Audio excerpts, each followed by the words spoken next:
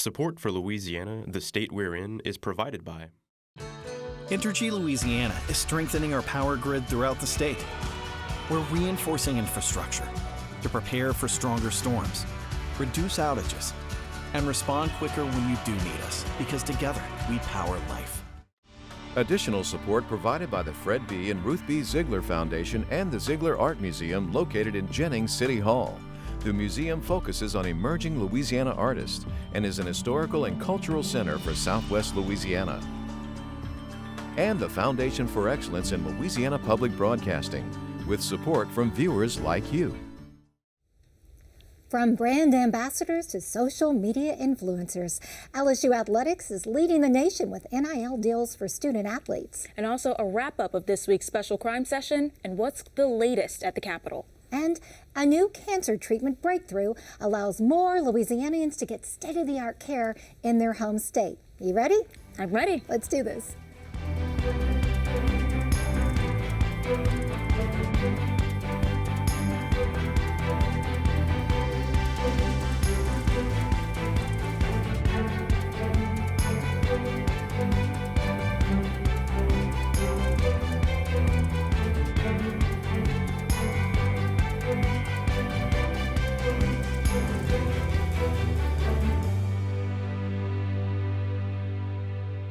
Hello, everyone. I'm Karen LeBlanc. And I'm Kara St. Cyr. Much more on those top stories in a moment on this week's edition of SWI. But first, the long-awaited special crime session has begun at Louisiana's Capitol. The agenda lists 24 pieces of potential legislation that will transform the state's criminal justice system. Though this session is only in its first week, lawmakers are moving quickly. On Tuesday, 15 bills were heard in committee. And on Wednesday, all 10 bills heard in committee passed. Here's a brief wrap-up of this week. Members, I'd like you all to welcome the Governor, Jeff Landry.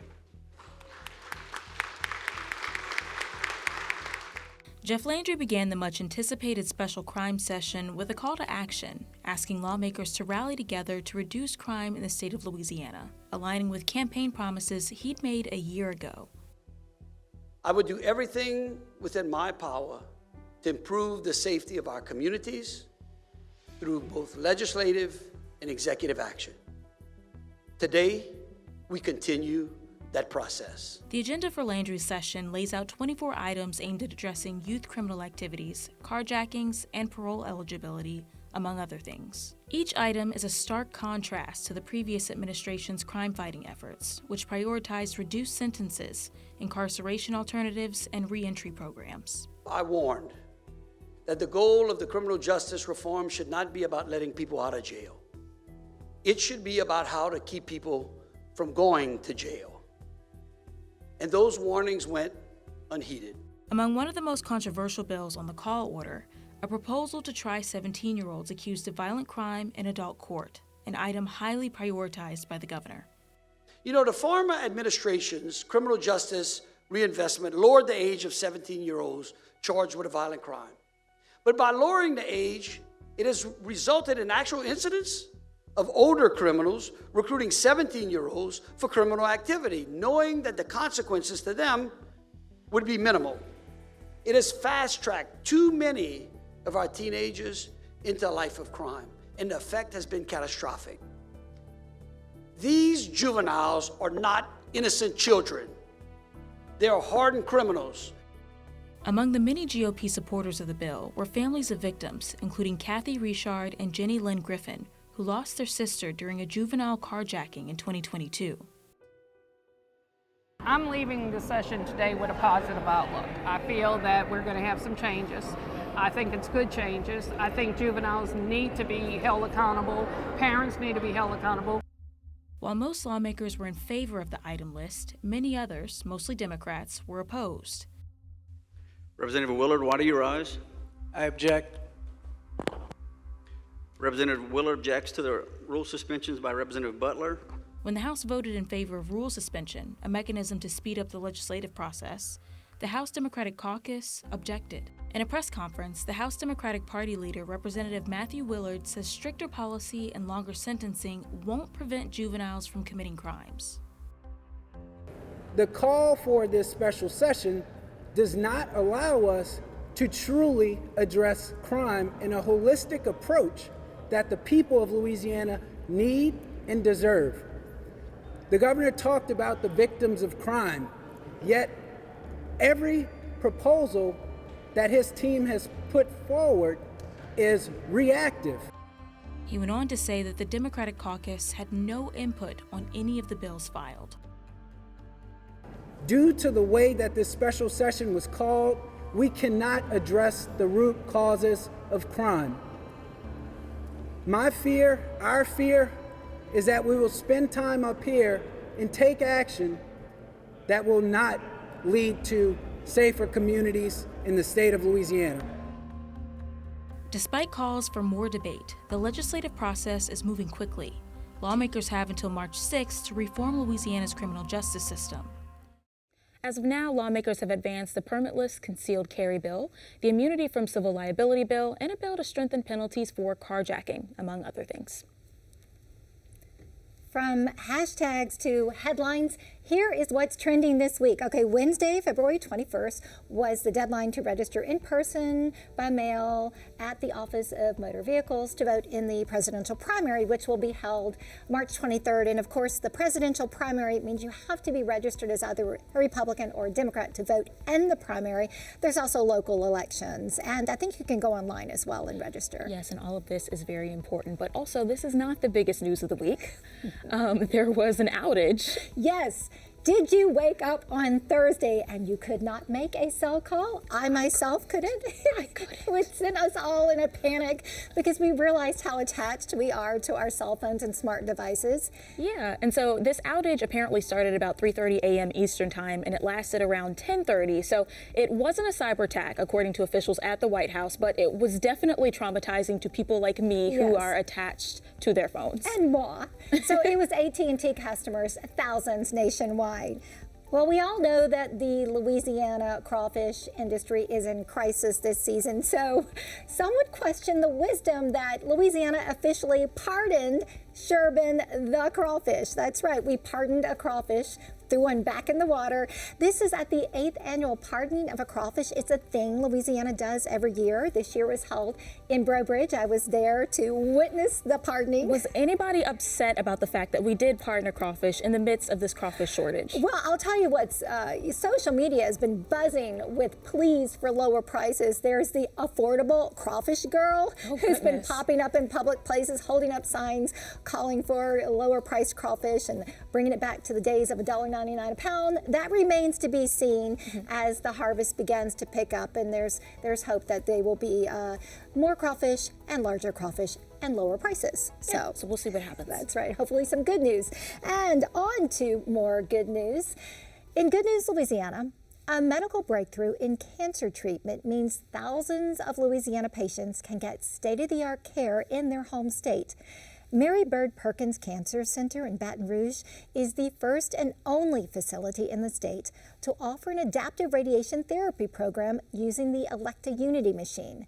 The MRI-guided technology provides precision radiation targeting. Here's more. Micah Davis has a lot to celebrate. On this day, he's celebrating both his 20th wedding anniversary with his wife Brittany and his 46th birthday. He's also celebrating his health. Micah recently rang the celebration bell at Mary Bird Perkins Cancer Center, signifying the end of his radiation therapy treatments. January 2021, I was diagnosed with stage 4 colon cancer. It had spread from the colon to what's called the peritoneum, which is the abdominal wall. After surgery and more than 20 rounds of chemotherapy, doctors declared Micah cancer-free. And then the cancer came back a year later. So it spread to my liver, but it's on top of my liver, sitting on my bile ducts. It's about a 3 centimeter mass. But it also was wrapping around what's called the portal vein, which delivers 70% of the blood to the liver. And it had obstructed the bile ducts, causing jaundice. So we just started chemo again. For his second battle with cancer, Micah's treatment took a different approach. Micah was one of the first patients in Louisiana to undergo adaptive radiation treatment for his cancer. An Electa Unity machine uses an MRI, artificial intelligence, and linear accelerator technologies to precisely target and deliver radiation to tumors, tracking moving body parts in the process. It's a game changer for inoperable tumors. Our new adaptive radiation therapy program is the first in the Gulf South that uses an MRI scanner at the same time as delivering radiation treatment so that we can personalize our radiation treatments, which we do for treating all sorts of cancers. The goal of it is to make cancer treatment more effective, safer for our patients, and also more convenient, because when we can see the tumor better, when we can avoid normal structures better, we're also able to increase the dose every day, so less treatments are needed. So how can you see the tumor better? How does this offer a more precise method? Well, adaptive is more precise because our particular technology, called the Unity system, uses an MRI scan instead of a CT, which is what typically we use during radiation treatment to target tumors. MRIs are better at seeing tumors and soft tissue, things like bowel organs that are nearby. The $10 million adaptive radiation therapy program is made possible by donations and gives oncologists the ability to visualize tumors and the surrounding healthy tissue in real time during treatment. What they were trying to do is they're trying to hit a spot, that's 3 centimeters, but as you breathe and stuff like that, everything kind of moves around a little bit. And so they would, the machine would do its thing. They'd see the image. They'd do it again to verify that the image was still clear. And then they would do it the third time and then shoot the radiation. As a cancer patient receiving treatment, what does this mean to you and your family? The ability to have this one-of-a-kind, only the first in Louisiana, treatment available to you? Well, I mean, it saved me a lot of headache of having to, I had to make a choice of whether I was going to go to MD Anderson or stay here in Louisiana and have Mary Bird do the radiation, and knowing that this machine was there. The precise targeting delivered by MRI-guided adaptive treatment reduces the number of radiation treatments necessary. And what are you seeing in your patients in terms of the benefits of this? So far, all the patients are doing very, very well. We started our program in December, and we've had a few patients now go through the whole process. We're following our patients out, of course, long term, but everyone has really appreciated it. Micah underwent 15 adaptive radiation treatments. This is your certificate of merit and appreciation. Yeah. So this is, and then, all the people there signed it. On the final day of Micah's adaptive radiation treatment, his team of techs and staff members wore silly socks in Micah's honor and picked the music playlist as he entered the Electa Unity machine for the last time. Small, yet significant, lighthearted gestures of solidarity on Micah's journey back to health. I was actually very surprised at how simple it was. If you didn't tell me I was getting radiation, I wouldn't have known. I didn't have any side effects from it. There is actually data that says this is improving outcomes for our patients.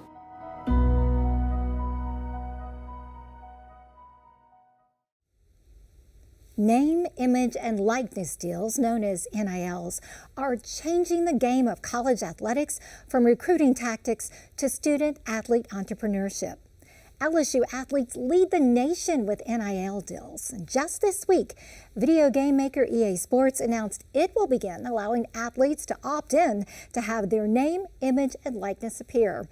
I talked with LSU Associate Athletic Director Taylor Jacobs, who handles NIL and strategic initiatives, about how NIL is rewriting the rules of college sports. I know LSU is, quite frankly, leading the pack when it comes to NIL deals and their student athletes.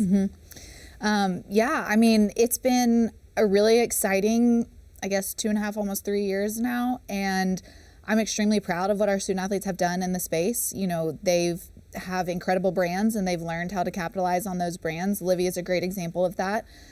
She came to LSU with a massive following pre the NIL era and had to compete for a year where she couldn't do NIL deals, and was very crucial in our progressiveness in the space because her and her family said, hey, we're ready, but we also want your guys' support in that. So it's been really exciting to see, and I'm just really proud of what our student athletes have done. All right, well, let's rewind. Let's take a step back.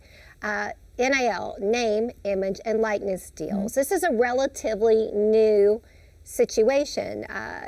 Can you bring us up to date on how this evolved? Because just a few years back, college athletes were not allowed to ink deals like this. Correct. In 2020, 2021, the states of California and Florida both said that they were putting forward state legislation that was going to allow student athletes in those states to participate in NIL deals because they thought that that was what was right for the student athletes. So at that point, every state, we all said we need state legislation as well, and it just escalated very quickly. You know, if you look back to July 1 of 2021, there were schools across the country that were kind of like, NIL, it might be taboo, whereas we had a billboard in Times Square basically saying we're LSU and we support NIL and we're the real deal. We have been fortunate enough that we've been able to capitalize on that and tell student athletes that are incoming to LSU, you know, we support NIL and we want to make sure that you find opportunity and that you have the chances to engage with businesses, and how can we help you target those opportunities, maximize those opportunities. Let's help viewers understand how your role, LSU's role with NILs. You're not the agent. You're not out there repping the student athlete to help them get these deals. Tell us what you do. So the biggest thing with what our department does is we focus on education, branding, and opportunity. Those are our three words that kind of encompass NILSU.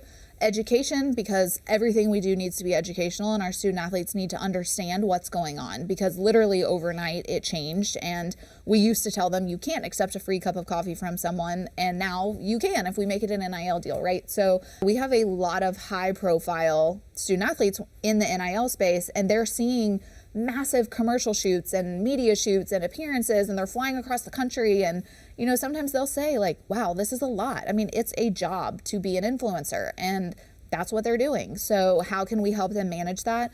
And that's really what my staff is here for. Is there concern among LSU athletics that these NIL deals are going to become or have become a distraction from the game itself? I mean, the student athletes come to campus with two jobs. Number one, they're athletes, right? And that is a full-time job. Number two, they're students. And now number three, they're brand ambassadors, social media influencers. That's a third job. Exactly. And that's really what we say in our recruiting presentation, right? Like, you're a student, you're an athlete, but now you have this opportunity to grow your personal business. A lot of people think NIL is just very transactional, but we view it as being transformational. Understanding a contract and negotiations, all of those things that they can carry into that next step of their life, because you know, we're not going to be student athletes forever. And again, just seeing it as that transformational opportunity, I think has helped them to also understand, I'm here for my sport and I want to focus on my team and I want to focus on my sport, but at the end of the day, I also have these opportunities to grow after college. One of the side benefits of NIL deals is what it's done to elevate women's athletics. I mean, gymnastics, the dance team. I mean, some of the women, basketball. Oh my goodness, basketball. We're talking about some superstar LSU women's basketball players with incredibly lucrative NIL deals. What it has done for women's sports at LSU, I want to hear in your own words what you've seen, what you've witnessed. Man, incredible exposure and I mean growth, but I don't know that the growth necessarily came from NIL. I think women's sports in general were on this upward trend, but now with these eyes on these student athletes for NIL deals, it's helped to accelerate that. I'm sure there's a ton of people who follow Livy Dunn on social media who probably had never watched a collegiate gymnastics meet. And now they're like, wow, ESPN is airing collegiate gymnastics on Friday night and viewership is going up. It's just really cool to see this new viewership that's coming in and this new excitement surrounding women's sports because of, you know, that increased exposure through NIL. Are these deals public record? Do the coaches know how much their student athletes are making? Who's privy to this? Does LSU know? So we do know, per the state law, it's required that the student athletes disclose. So we have a system that they're able to go in and disclose it privately to where basically my staff will see it. And the purpose of that at the beginning was really to ensure that they're not doing a deal with a company in a prohibited category. The coaches have access to certain information from the standpoint of what's the percentage of their team that gets involved in NIL, how much, how active are their athletes in NIL. We try to make sure they have all of that information, but unless the student athlete grants permission, we don't share specific numbers because of, it's a safety issue. All right, and congratulations. I believe word's out that there will be a documentary on LSU's NIL deals on Amazon Prime. Yes, so, yes, we're very excited. Awesome. It'll be really cool. I think, just to see the story play out of NIL. There's a lot of NIL narratives around and what's happening and who's doing what, and this will actually allow one to play out on screen. So we're excited. All right, well, thank you so much, Taylor Jacob, for joining us here and sharing all of your insight on the future of NIL deals and LSU athletics. Thank you for having me. You can watch my complete interview with Taylor Jacobs to learn more about the evolution of NIL deals in college athletics on our LPB YouTube channel. The Woodland Plantation in Laplace was once the center of one of the largest slave uprisings recorded in the United States. History will remember this event as the 1811 German Coast Uprising. Though the facts are well documented, the story of this revolt is often overshadowed. But there is an effort to uncover the plantation's history and highlight the significance of that night. I'm taking you to Laplace, where the project is just beginning. In the 2 decades preceding the Civil War, the United States recorded 250 slave uprisings. Some of the most famous are the Nat Turner Rebellion in 1831 and the Stono Rebellion in 1739. But in between both of these events, another much larger uprising took place on the Gulf Coast. History would dub this insurrection the 1811 German Coast Uprising. And at the center of this historical moment is the Woodland Plantation in Laplace, Louisiana. So the city of Laplace is from Woodland, from the original footprint of Woodland. It's through its subdivision. Dr. Joy Banner is the co-founder of the Descendants Project, a group dedicated to archiving and highlighting the history of Louisiana's African American population, specifically those who can trace their lineage back to plantations. It's a little dark over here. It's dark, and this is my absolute favorite part of the house, because you can see the age, the construction, the skill. The Woodland Plantation is now under Dr. Banner and her sister Jo Banner's stewardship, putting the property under Black ownership for the first time in history. Tell me a little bit more about why you decided to take this property and steward it yourself. If there's not a person that's committed to this history, then it won't get told. And so I did not want that to happen, but this site is way too important. And this community, most importantly, the history that comes along with this community. The story of this home starts on January 8, 1811, when a group of 15 to 20 slaves gathered around the Woodland Plantation, then owned by Manuel Andre. It was a rebellion that was led by Charles Deslondes, which we think might have been an enslaved man of Creole, of Haitian descent, who was inspired by the Haitian rebellion and also across the transatlantic, these calls for freedom. And also he is in the brutality in the world of slavery. The initial meeting between the slaves and Manuel Andre becomes violent, ending with the death of Andre's son, Gilbert.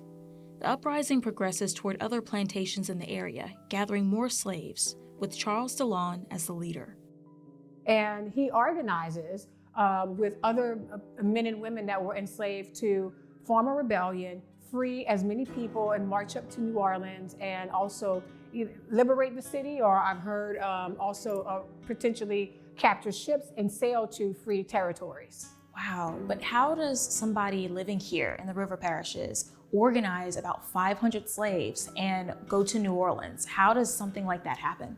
So that's why we think the rebellion was one of the biggest, because there were men and women who came out from the swamps to join as part of it.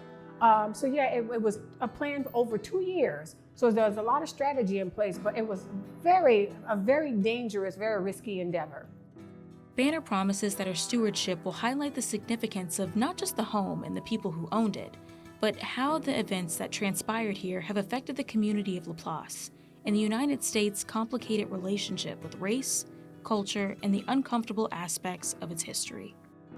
I'm encouraged to sit down with the rest of the community and have these great historians and researchers that are doing the work and get more immersed in the history. What is the one thing that you really want people to take away from this house? So when people come and visit this site, I want them to understand that really the life that happens goes on outside of this site. Give them the support that they need.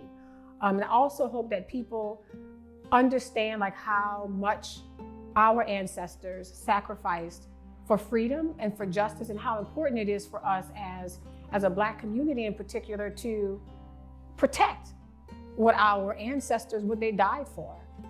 Dr. Banner estimates that the site won't be open to the public for at least another 6 months, as she and her sister renovate and research the grounds. But when it does open, she promises to tell every bit of the story. Before we say goodbye, a programming note. On Monday, February 26th at 7 p.m., go behind the scenes of PBS's popular show, Antiques Roadshow. The first 3 episodes of the new season were shot in Baton Rouge, and you can watch all the insider action on Finding Fortunes behind the scenes of Antique Roadshow. Antiques Roadshow is one of the most popular programs on LPB, but have you ever wondered what it takes to make a show like this happen? From setting the scene at LSU's Rural Life Museum to these show-stopping appraisals, LPB takes you behind the scenes so you can see for yourself how these dramatic stories develop. The 18-drawer ones bring $15,000, maybe $20,000. Join LPB and the Roadshow team as we take you behind the scenes at Antiques Roadshow, Baton Rouge. Well, that's our show for this week. Remember, you can watch anything LPB anytime, wherever you are, with our LPB app. You can catch LPB news and public affairs shows, as well as other Louisiana programs you've come to enjoy over the years. And please like us on Facebook, X, and Instagram. For everyone at Louisiana Public Broadcasting, I'm Karen LeBlanc. And I'm Kara St. Cyr. Until next time, that's the state we're in.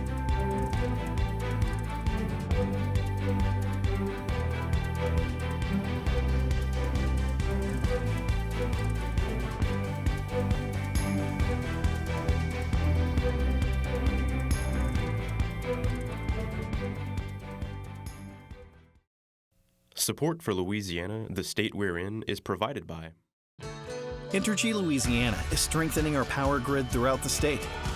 We're reinforcing infrastructure to prepare for stronger storms, reduce outages, and respond quicker when you do need us, because together we power life. Additional support provided by the Fred B. and Ruth B. Ziegler Foundation and the Ziegler Art Museum located in Jennings City Hall. The museum focuses on emerging Louisiana artists and is an historical and cultural center for Southwest Louisiana. And by Visit Baton Rouge and the Foundation for Excellence in Louisiana Public Broadcasting and viewers like you. Thank you.